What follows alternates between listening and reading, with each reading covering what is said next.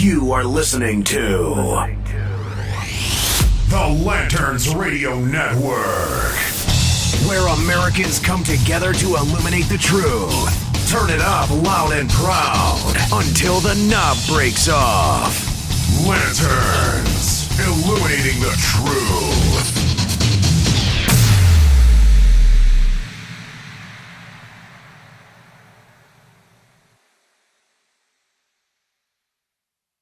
March 17th, 2017. This is truly the best time of year, especially for somebody of my residency and affiliation. I am a proud, unashamed Kansan and a proud, unashamed Kansas Jayhawk.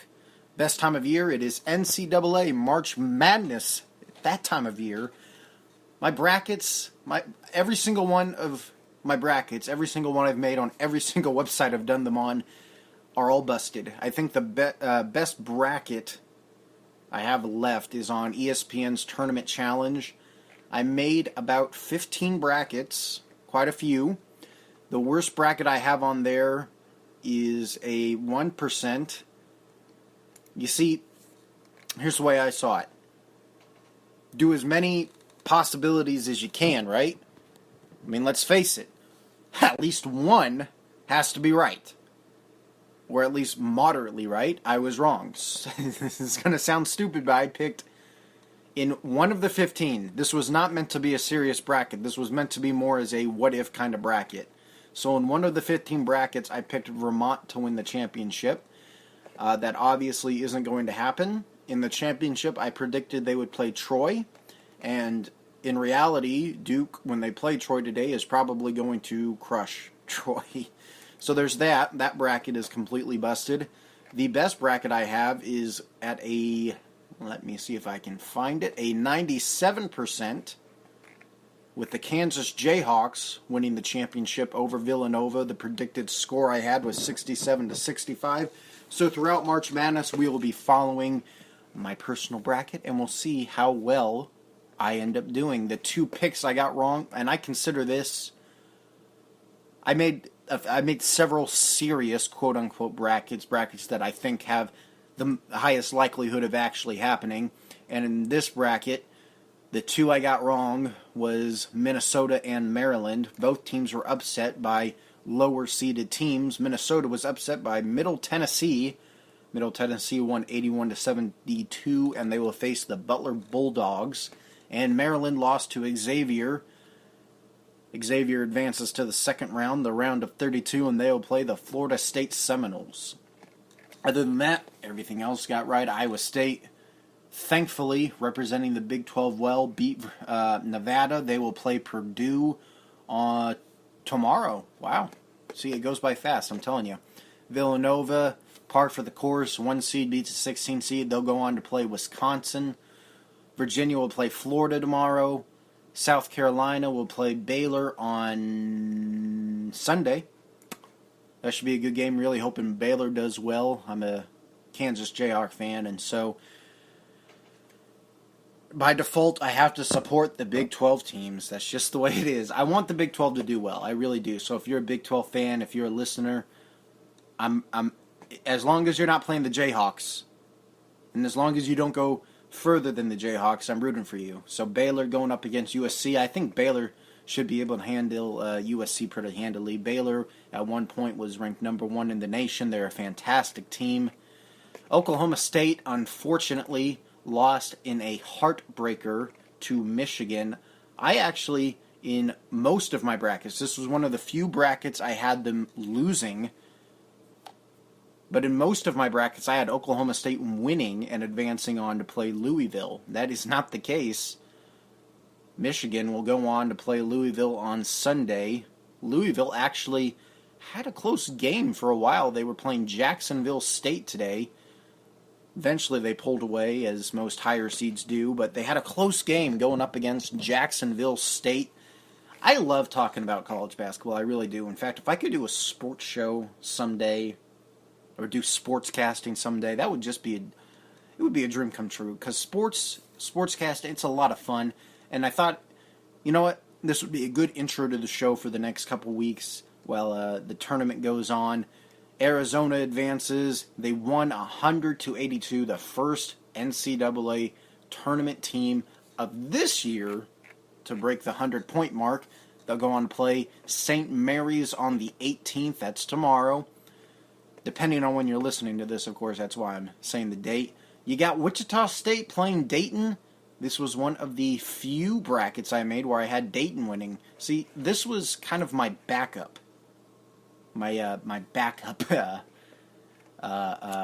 serious bracket. My main serious bracket, I have a 46%.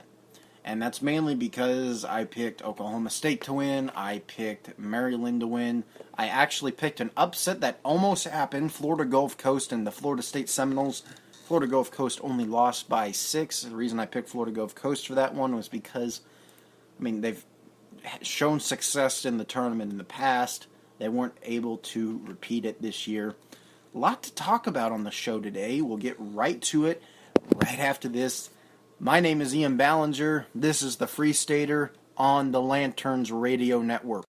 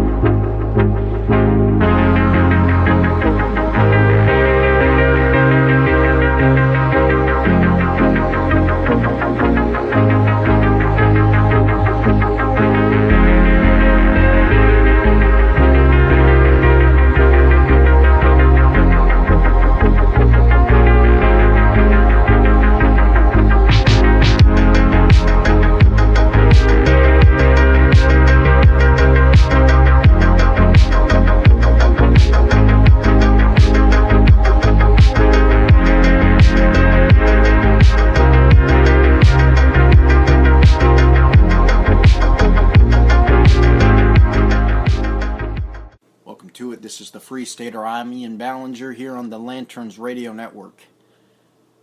The attack,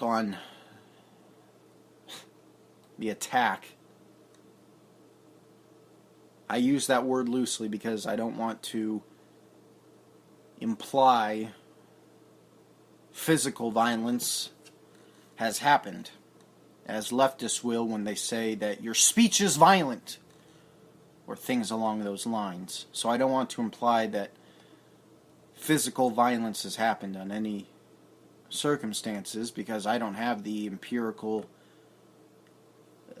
data, or whatever you want to call it, to support that claim. I do know that violence against conservatives has happened before. You see Trump supporters getting drug out of their cars. Maybe threats of violence, you could say, as Antifa has made college campuses kind of their nesting ground. College campuses where they'll put up flyers and put it lit in chalk. Bash the fascist. And who do they consider fascists? They consider conservatives fascists. They consider conservatives Nazis. Anyone that is for small government must be against the minority. After all, without a big government, who will protect the little guy? Well, our free system, our Constitution, that is the true protector of the minority. It's why conservatives are against democracy, because true democracy, instead of a Republican representative form of government, would be counter to the interests of the minority, would be dangerous to the minority. It's why true conservatism, it's why we're against true democracy, because then a mob could come and do away with the whole innocent until proven guilty principle that our society lives by. It's not the Wild West we live in. The attack on not only conservative college students on college campuses, but also on left-wing minded students, is prevalent no matter how you spin it. Anyone that advocates for freedom of speech, anyone that advocates for questioning a professor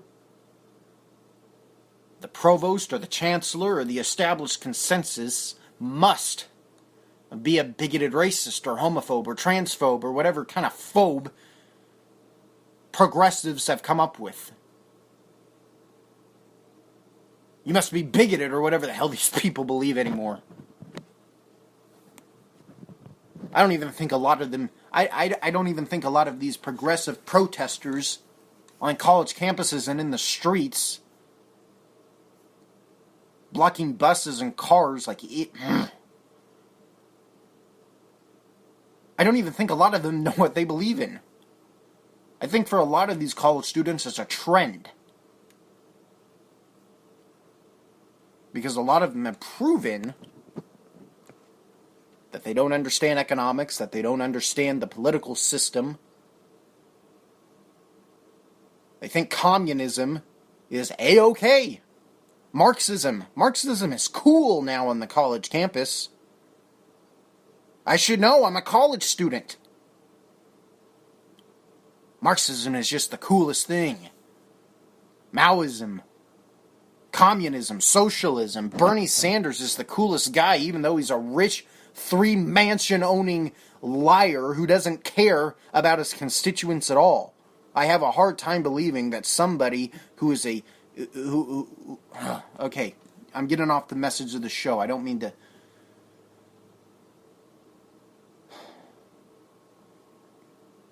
People, and the right does it too. Listen,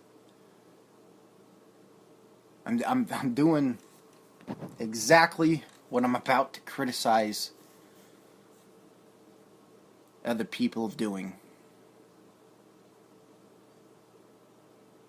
The concerning thing is, in this country right now, is that we, by the definition of the word,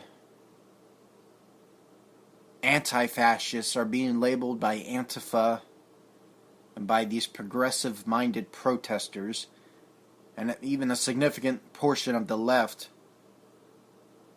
that goes beyond progressive, like even Democrats, a lot of Democrats, but I would put them in the progressive camp, are being labeled as today's fascists. But that's untrue. But that doesn't matter. I mean, it does. It matters. I mean, truth matters. But not to these people. I shouldn't say that either. I shouldn't... See, we're on a slippery slope right now because the message of this show today is trying to understand the other side and take the beam out of our own eye. And when you're angry, that's really hard to do. Admittedly, that's really hard to do. I just watched a video, and I'm not going to play it because it's got a lot of profanity laced in it, and it would require most of the video to be censored, so I'll try to give you the description of it. Protesters carrying the Antifa flag, blocking off traffic, blocking off buses, giving the finger, saying, F you, F you, no justice, no peace. So, I'm trying my best to understand where these people come from. But then at the same time, their arguments are just so inane and out of touch with reality. We're speaking different languages. And it does get you angry. So I understand where a lot of Trump supporters are coming from. And anyone that's listened to this show knows that while I think Donald Trump has done a lot of good things so far in his presidency, he is not my favorite person. Donald Trump's victory, make no mistake, did not secure a win in the culture war, despite what his more rabid fan base may want you to believe. In fact, and this is an unpopular point of view, unpopular point of view, I fear his victory may have made some things worse in the country. Made some things better, no doubt. But in culture, look, I want to be clear. I think a Clinton victory would have hurt the nation to the same level, if not more so. Probably more so. Even so, though, I'm not going to and I'm going to ask a controversial question, and one that would probably, in today's conservative, quote-unquote, climate, it would probably have me branded as a traitor or a turncoat. And again, I'm not. I'm not those things. I'm questioning with boldness something conservatives have been advocating for since the start of the 9/12 Project. More heavily since 2010, how quickly we forget. Is it possible that had Hillary Clinton won and was still president, that the conservative movement would still be whole? We wouldn't be at each other's throats. I'm not saying I want Hillary Clinton to be president. I'm not saying I voted for her or would ever support her. I'm not saying I agree with anything she says. All I'm saying is it possible that the conservative movement would not be divided today? Or would we have played the blame game? Oh, it's your fault. You didn't support Trump hard enough. What would have happened? Because right now we're pretty damn divided. Maybe more so than the left side of the spectrum has ever seen. On one side, you've got the alt-right, the Milo fans and the emulators and the provocateurs and the noisemakers. And I think there's space for noisemakers in the conservative movement. You need to make noise. I totally agree. We need to get people's attention, but we need to do it. We need to differentiate. There's noisemakers and then there's shock jocks. I have no interest in shock jockeying towards victory, because really, what victory are we trying to shock jock our way towards? How do you categorize conservatism today? I don't know. It's really hard to tell you. It's difficult because I don't want to further widen the divide between our small government-minded brethren. But even then, there's difficulty in that because a lot of people who now identify as conservative aren't small government-minded at all. Donald Trump, he's not small government-minded. He's not a small government president. And his supporters, and I want to differentiate, there's a difference between his rabid supporters and his supporters. His rabid supporters would be the, quote, "you're a Jew cuck." Those kind of people. Those kind of gems. And the supporters would be anyone that just doesn't want to see the world go to hell in a handbasket. And if not the world, maybe the country. It's actually kind of funny, that term, hell in a handbasket.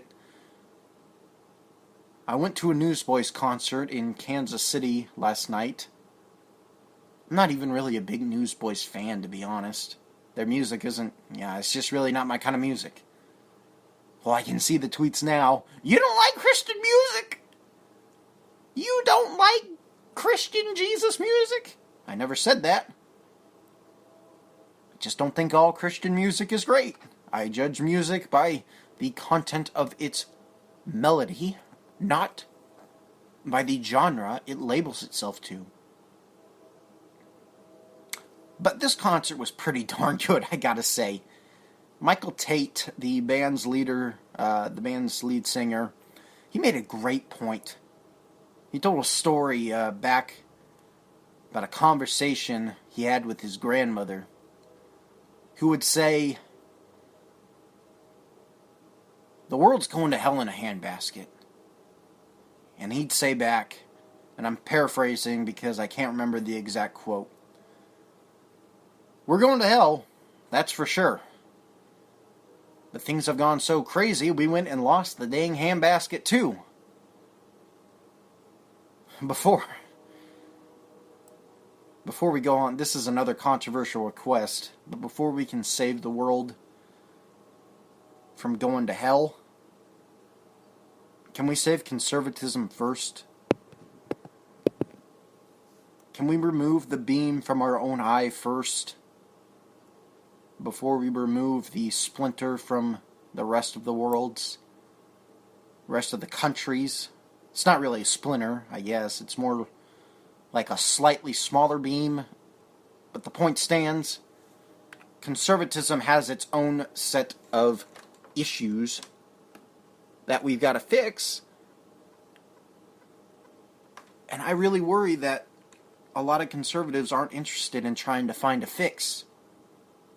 I'm really worried a lot of conservatives are more interested in that whole populist stand that people want to take. I hope I'm wrong. You know, many in Washington, left and right, want to convince you they're the solution. I happen to believe that them being the solution is the problem. The system has been perverted and it has to be restored. Those who screwed up must be allowed to fail.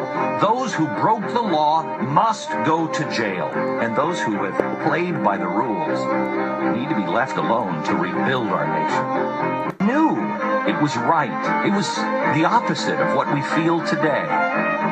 Let us find ourselves and our solutions together again with the 9 founding principles and the 12 eternal values. Man, where did that go? We talked about this on my very first show here on Lanterns. The 9 principles and 12 values of the 9/12 Project. What we were like the day after 9/11. I was 5 years old when 9/11 happened. I remember seeing the plane crash into the towers. I remember it. It's seared into my brain. I remember it. I remember seeing it on TV. I remember coming home from school and seeing it on the news over and over. I was in preschool at the time. I remember the significance of that day. Because I had dang good parents. I have dang good parents.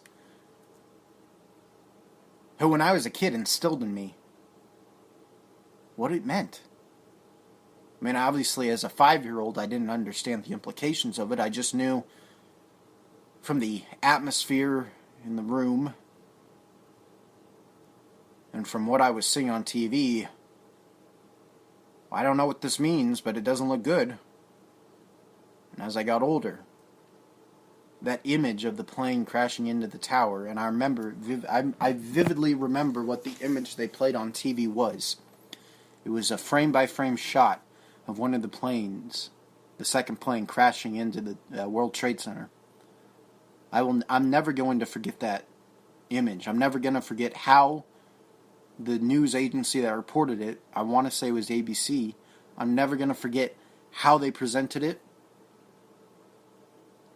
I'll never forget that day. I was 5 years old. Going on 5 years old, I guess. I guess I was technically 4 years old. My birthday wouldn't be until a couple weeks later. That's irrelevant. I worry that a lot of people in my generation, and I worry that a lot of people in the upcoming generation, we're about to see a generation of kids that are going to look at 9/11 as my generation looked at Pearl Harbor. Oh. Sad. People died. It's not until you get older and understand the implications of what happened. But the problem is that kids aren't being taught that anymore.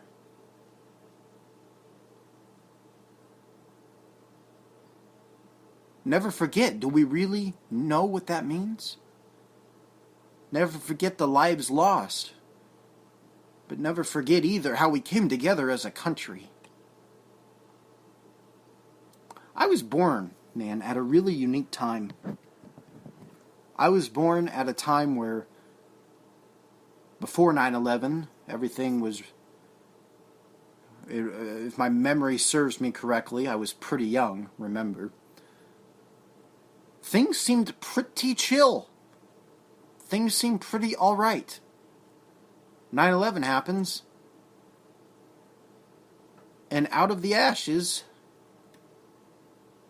of that terrible day, it kind of feels like we came together for a while.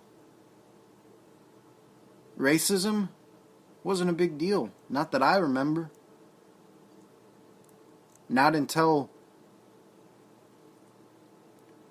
Obviously, the blame isn't all on one man. I'm not saying the blame is all on Barack Obama, but I don't think Barack Obama did a lot to help race relations either.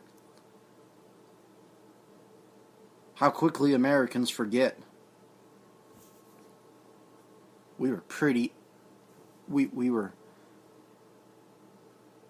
together. And then we weren't. I'm going to play this. It's from an episode of the Glenn Beck Show, back when he was on Fox News. And it's when he introduced the 9 Principles and 12 Values, and this was the episode he was always mocked for. And you'll see why. I disagree with the mocking. I want to make it clear. Any man that shows emotion like this for his country is a man worthy of respect. And at the young age, I remember this episode too. The young age of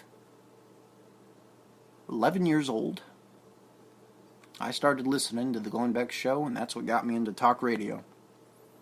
Don't remember if I watched this show, I just remember his show on Fox. And I mean, my dad's been listening to Beck since the early 2000s.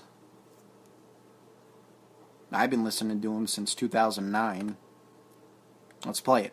This is the 912 Project. Are you ready to be that person that you were that day after 9/11 on 9/12? I told you for weeks, you're not alone. I'm turning into a frickin' televangelist. Let me tell you something.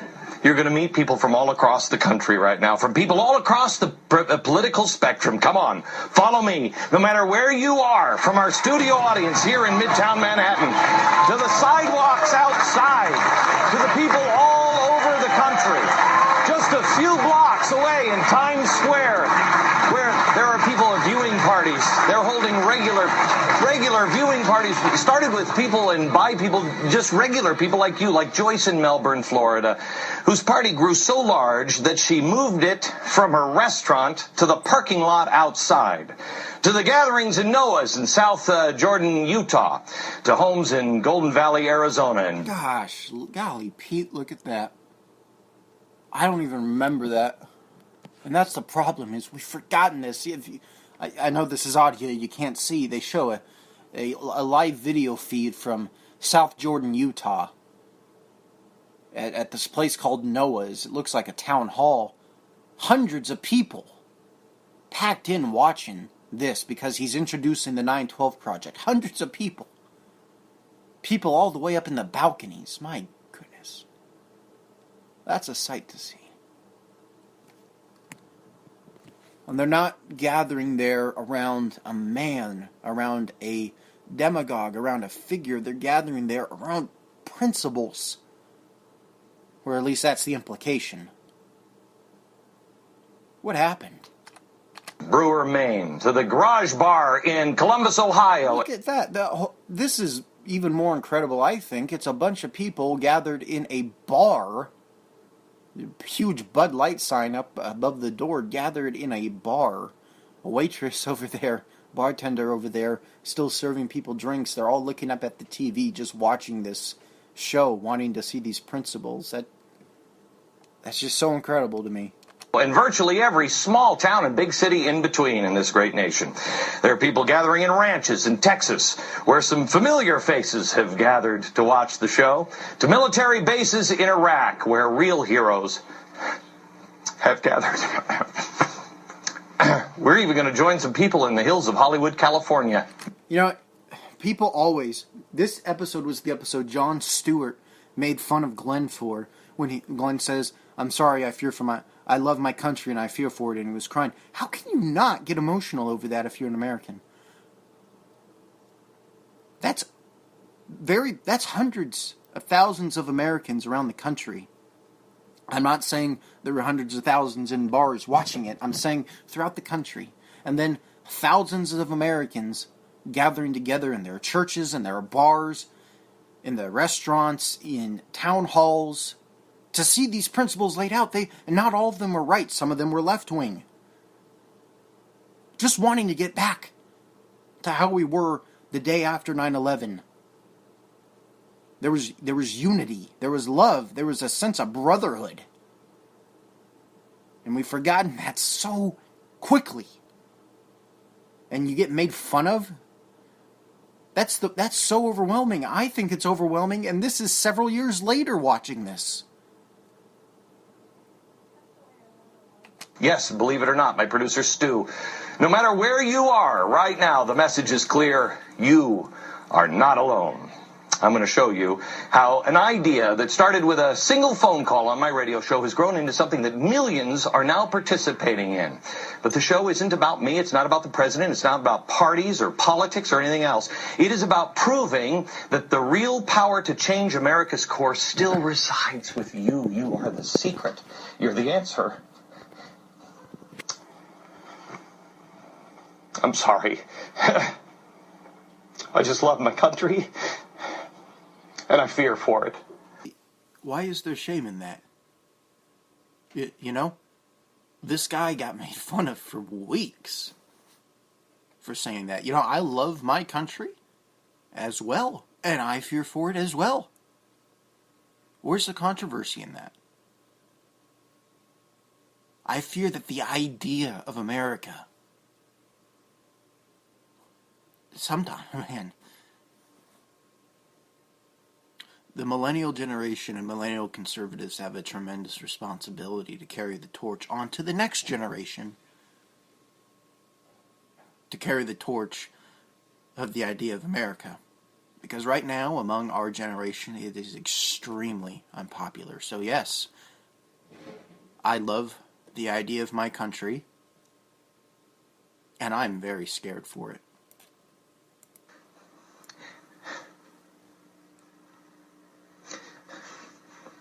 And it seems like the voices of our leaders and special interests and the media, they're surrounding us. It sounds intimidating. But you know what? Pull away the curtain. You'll realize that there isn't anybody there. It's just a few people that are just pressing the buttons, and their voices are actually really weak. The truth is, they don't surround us. We surround them. This is our country. So this is our country, but I don't know if I believe that we surround them anymore.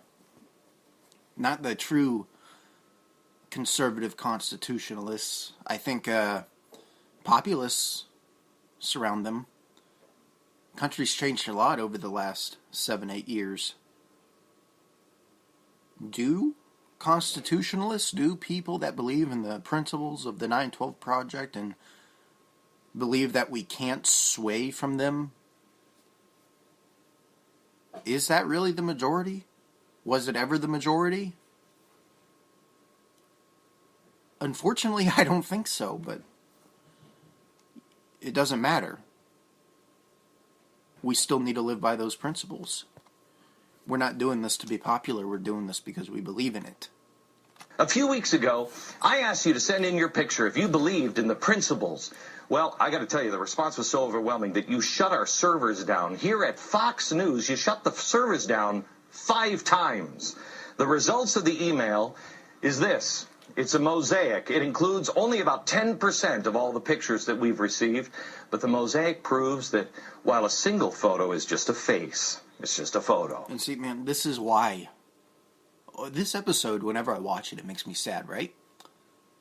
And I know we got a show to do. I'm trying to get on with it. But this episode, every time I watch it, makes me sad. Because conservatives used to unite around principles.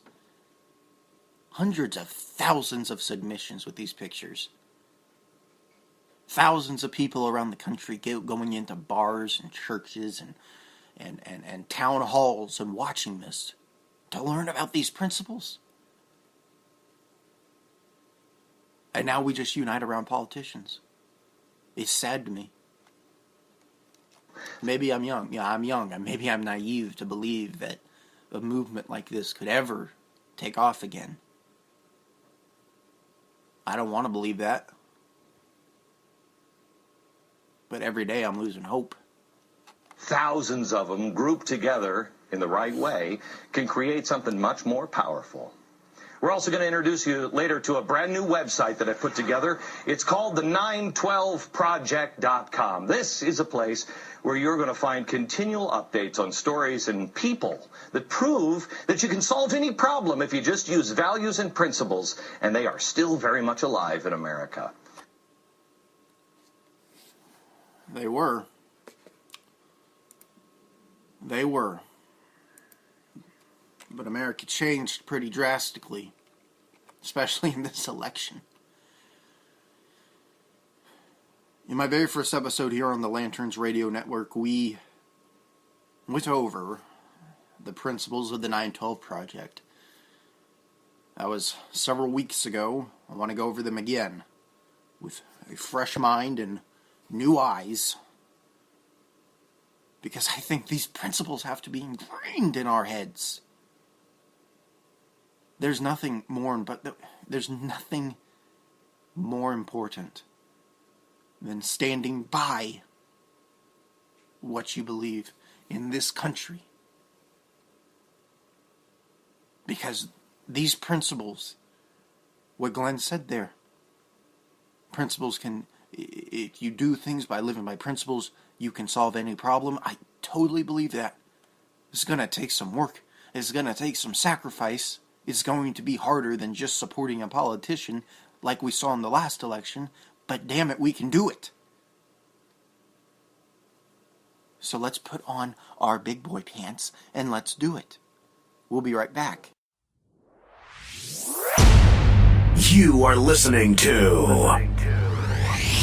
the Lanterns Radio Network, where Americans come together to illuminate the truth. Turn it up loud and proud until the knob breaks off. Lanterns, illuminating the truth.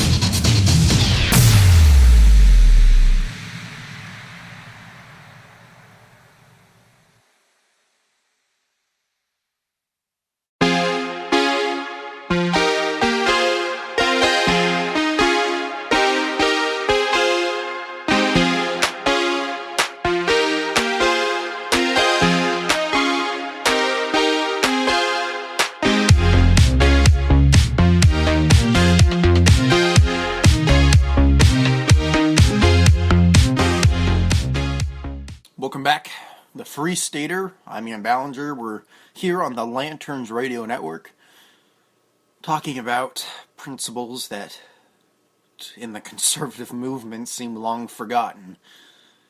I haven't heard talk of the 912 Project since I was a wee little lad. That's not entirely true, because I'm the one still talking about it in the millennial generation. Unfortunately, millennials don't seem too interested in principles right now. They seem more interested in people winning, their side winning. I'm not interested in tribalism. I'm interested in holding to the truth, and that's what we're going to go over right now. Principles that are rooted in truth and principles that are rooted in our Constitution, in our founding documents, and that our founders put forth. These are the principles of the 912 Project. The 9 principles. America is good. Sounds kind of like America is great because America is good, doesn't it? See, and we talked about this earlier. Hillary Clinton, I really agree with what she said there. America is great because America is good. But she totally stole that from conservatives that have been saying that for years.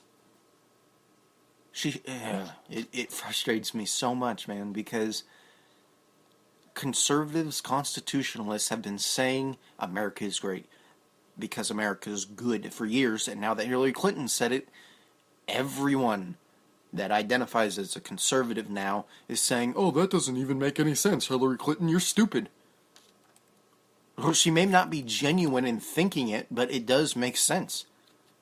America is a great nation because the people in it are good-hearted. Are we anymore? I want to believe that there are still good people in America, so yes, America's good. I believe in God, and He is the center of my life. God, the propitious smile of heaven, can never be expected on a nation that disregards the eternal rules of order and right which heaven itself has ordained, from George Washington's first inaugural address. Don't forget where this nation came from. I must always try to be a more honest person than I was yesterday. Honesty is a principle. I hope that I shall always possess firmness and virtue enough to maintain what I consider to be the most enviable of all titles, the character of an honest man. George Washington. Moving on. The family is sacred. My spouse and I are the ultimate authority, not the government. Uh-oh. Oh, no. Oh, no. That means the government has less control. Oh, no. Yeah. That's a good thing, guys. Even if you're right-wing, even if you're a Republican president, is big government-minded, it's totally okay for you to oppose him. Marriage and family, it is in the love of one's family only that heartfelt happiness is known. By a law of our nature, we cannot be happy without the endearing connections of a family. Thomas Jefferson. Cling to your family in any capacity that you may have a family. If you have a wife, cling to your wife. If you have a husband, cling to your husband. Love each other. Live by these principles. Raise your family in these principles. Love each other. Make God the center of your home. Next principle. If you break the law, you pay the penalty. Justice is blind and no one is above it. Justice. I deem one of the most essential principles of our government equal and exact justice to all men of whatever state or persuasion, religious or political. Thomas Jefferson. I have a right to, before we go on, Hillary Clinton, emails, Benghazi, no one is above the law. Oh, I guess we've forgotten that principle. Moving on. I have a right to life, liberty, and the pursuit of happiness. But there's no guarantee of equal results. Oh, no. Oh, no. Oh, no. That's not going to fly with the millennials. That's going to be really unpopular, isn't it, guys? You aren't guaranteed success. We're not for equity. We're for equal opportunity. You have a right to life. You have a right to liberty. And you have a right to pursue your own happiness. Pursue. You have a right to the pursuit of it. You don't have a right to it. Sorry, not sorry. But if you are guaranteed your own happiness, life and liberty may be infringed upon others. And we're not for that. Maybe the life and liberty, those rights to other people may be violated if you are guaranteed your own happiness. So no, we're not for equal results. We are for equal opportunity. Pursue your own happiness. Let the government get the hell out of your way. Moving on, I work hard for what I have and I will share it with who I want. Government cannot force me to be charitable. Charity. It is not everyone who asketh that deserve charity. All, however, are worthy of the inquiry, or the deserving may suffer. George Washington. Not everyone that asks for charity deserves charity. So, why not trust yourself and use discretion? Trust yourself when giving out charity, rather than trusting the government to give out charity. Because, as we've seen very recently, government's interests are not your best interests. Government's interests are not in your right's best interest. It is not un-American for me to disagree with authority or to share my personal opinion. In a free and republican government, said George Washington, you cannot restrain the voice of the multitude. Every man will speak as he thinks, or more properly, without thinking. So yes, even unpopular speech is permitted. Even hate speech. Oh yes. Even the most vile of speech. Even the most egregious of speech. The most detestable. Lest it be a call to action like yelling fire in a theater. Yes, even speech that one disagrees with is permitted. Get over it. Use your own speech to combat it instead of trying to shut down other people's speech. Next principle. The government works for me. I do not answer to them. They answer to me. A quote from Thomas Jefferson, I consider the people who constitute a society or a nation as the source of all authority in that nation. Moving on to the 12 values. Honesty, reverence, hope, thrift, humility, charity, sincerity, moderation, hard work, courage, personal responsibility. That's a big one. Personal responsibility. And gratitude. All these principles and values should be lived out by yourself and by your family, not as an ordained act pushed upon you by the government. What a far cry we are from that today. From those principles and values today. Now we have provocateurs, shock jocks that have won over people who identify with the conservative mindset. That's your people. Catholics trying to hide that information. We're great at PR. The last thing they want.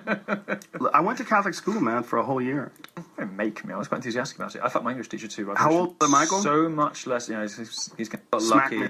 Just a heads up here, right? Milo Yiannopoulos, this is where he defends.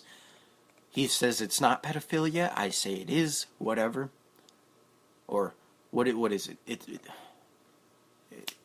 It's like pedophilia. He says, oh, pedophilia is prepubescent. This is pubescent or something like that. Whatever. It's still molestation. It's still rape of children. But you know what? Whatever, Milo.